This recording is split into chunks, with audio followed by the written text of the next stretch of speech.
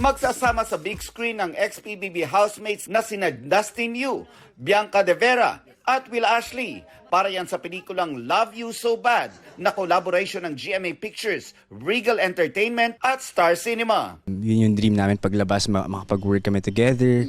I've dreamed of this since I was a little girl. Sobrang na-excite ako kasi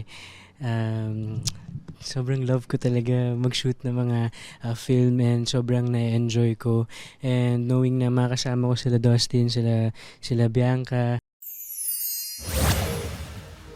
3 days in the making ang mini dress na ito, inspired by Heart Evangelista's Schiaparelli dress sa GMA Gala 2025. Trending yan sa TikTok with more than 1 million views at nakarating na rin kay Heart. Ang dress para sa batang umiidolo kay Heart na si Inday, ineforta ng kanyang Mami Rochelle. Nakakatuwa that they put so much heart and hard work into it. GMA Integrated News made it possible na magkita sina Heart at Inday. This is for you! I love your dress! It's so...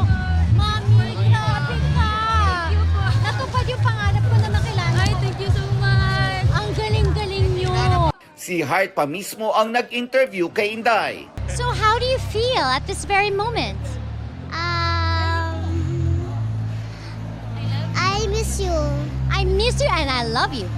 I love you. Do you like your outfit?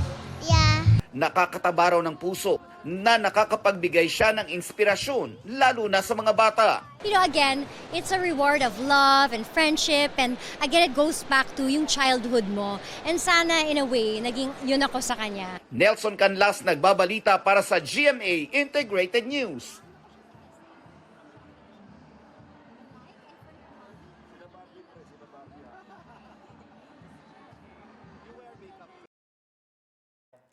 Huwag magpahuli sa mga balitang dapat niyong malaman.